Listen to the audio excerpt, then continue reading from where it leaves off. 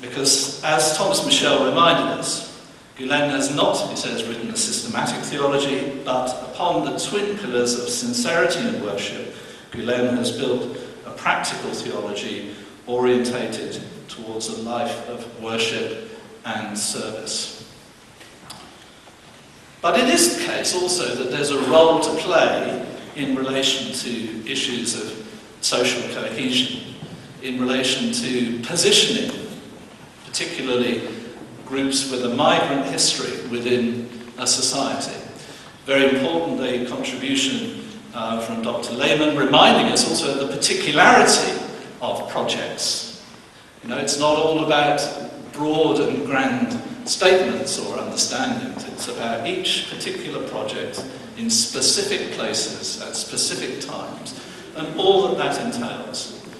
And what's significant out of that for me, see whether it resonates with you, is that it enables people to be in this context of modernity and pluralism, to be Muslims without apology, but also without heavy insistence on either Muslimness or ethnic inheritance. Remember that quotation that was alluded to. Go back and look at it. More than once, I felt ashamed about the low quality of the ideas of our preachers when I visited the mosques. Okay? A friend invited me. I felt I then could be an intellectual, a modern person, and a Muslim. And this is incredibly important. Why? Because Islamophobia is a reality in our European context. But the question is, how is it to be engaged with and challenged? For Muslims themselves, if I may dare say it as not a Muslim, to focus only on the injustice that that can bring to Muslims can distort. Please don't misunderstand me, because for those of us who are not Muslims, we have the responsibility to challenge and combat that, identify it as clearly as we possibly can. But for those who are Muslims, and as Fethullah Gulen, or my understanding of his teaching, and also the development in the socio-political context of Turkey, as we've heard in one of the other papers, has tried to emphasize, is that to be a Muslim in reaction to something, to try to base one's identity as a reactive thing, is at best limiting, and at worst distorting, and at very worst turning into something that then becomes combative towards others. Whereas, to be able to be confident of being Muslim, not shaped by reaction, but shaped by the sources of Islam, by an emphasis on that which can be universally shared with people of other faiths and also goodwill of no faith, and a willingness to engage in practical projects together, and all that that entails in terms of being ready to be challenged mutually and to learn from one another. That is something that can give strength to Muslims and offer so much of importance to the wider European society. Then we've heard also about finance and organisation in the movement. In a way, the two things go together because, as has been pointed out in those two papers, individuals can only do so much. We can answer individual needs that we see in individual ways. If we want to reach out beyond that, we have to somehow structure that, and if we structure that entails resources. Money is not something there in its own right. Actually, in the banking crash we perhaps see it really isn't there. But it's there in relation to the value that we give to it and what it is that we achieve through it. And the coming together of those two sides, finance and organisation, and thinking about that, both require, in any society that's certainly modernly structured, accountability. capabilities, readiness for a fair degree of transparency, being auditable by external bodies who have nothing whatsoever to do with one's own faith group perspective or whatever. And therefore are things that in themselves, while sometimes they can become constraining upon inspiration as a source of action, are nevertheless things which ought to give confidence to the wider society that it's possible to work cooperatively with groups that are religiously inspired, that don't necessarily do everything in a bureaucratized way, but can make an important contribution to the common good.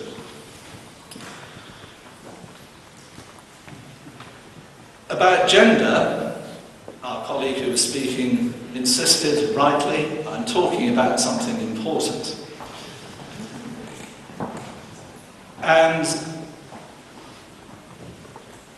it seems to me, from the observations that I've been able to make over the years, this is not research, but observation, that opportunity has been extended against both traditional religious and cultural backgrounds in relation to women who are engaged in the movement. What I thought was particularly interesting also in the presentation made was, do you remember where she said, perhaps a more interesting research question is not only about what is the case now, but what will or might become the case also as the future goes on. And these questions, of course, are not only to be focused on one community, religious, ethnic or otherwise. Some of the terrible things that happen in terms of the situation of women, for example, domestic violence, it has not taken migrant communities or religious minorities that those things are known in Europe. So we have a shared and mutual responsibility in tackling these questions. So I'm going to try to draw to a close now, so I don't try your patience too much more, but just with two things towards the end. One is that over the years in which I've had some experience of the movement, it has always struck me that it is a movement that does, first of all, make space for others, and does invite others to interpret and critique it. There are a lot of religious groups of all religion backgrounds who do not do that and would never really be willing to engage with it, even at a minimal level. And it's not an easy thing for a group to do. And it may not be 100% transparent in that interchange, but it's a big step in a direction that's important, from which many other religious groups and organisations might usefully learn. And the second part of that, something that follows from it, is that I would say that the fact that that is possible in this group comes from its religious inspiration.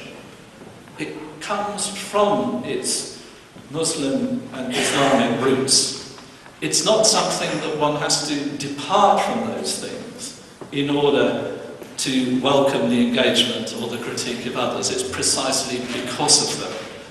And I want to, in a sense, encourage that recognition. And for those of us who are outside either Islam or the movement in any signboard sense, perhaps sometimes we don't take the opportunities that are given to us, or the invitations that are made, actually to be as clear or as open that we could be. But that's not the movement's fault. That's our responsibility if we don't take it. And so, in closing, I was really pleased that the organisers were brave enough to include comedy in a gathering like this. Wasn't that, I think, great? It's not easy to do that, actually, to take a risk, because sometimes comedy can be a bit of a risk or a bit risque, particularly in a plural audience. But actually, through comedy, sometimes we can hear and learn things that we can't through erudite speeches or papers or political debate, because we get locked into positions that don't allow us to come at the world from a slightly different angle with a bit of a twist on it that makes us think seriously about what's going on. So you might remember that at the end of that presentation, at the end of that stand-up comedy routine, there was that line, wasn't there? That has not gone through its integrations process, hadn't gone through it, and so ended up in the cage. And of course, there is always a temptation in relation to that which can be feared in society, to put it in the cage, not to let it be free, to lock it up. And of course, religion can, when it's bad religion, be very, very dangerous. Because it's concerned with ultimate things, ultimate convictions, ultimate commitments. And when they go wrong, they're really wrong. But what is it that we might lock up in the cage when we seek to do that? Is it the real danger that does exist? Or is it the fear that we're seeking to lock up there? And that's a question really for all of us in different ways, because we all have our cages where we might want to put things away. And the question is for all of us, how do we, interesting little word, how do we deal with that which we fear? Because there are Muslims who fear modernity. There are people who are not Muslims who fear Islam. The challenge and the question I'd suggest in front of all of us is, with an inclusive we, how do we all find a way of wrestling with those things that can make us lock up things in fear? Can we find a way forward between the received and inspired values in religious traditions in our societies and the modernity in which we all live and which we all have to come to terms with, either embracing it, promoting it, or sometimes being anxious about aspects of it? Because it's only through common engagement in that task that I think we'll find a way through. And I hope that today has offered some thinking around some ways in which this movement might be able to make a contribution to that task alongside others. So thank you for all of the speakers, all of the presenters, all of you in the audience, the questions, debates that have gone on. It's been a good day together, I think.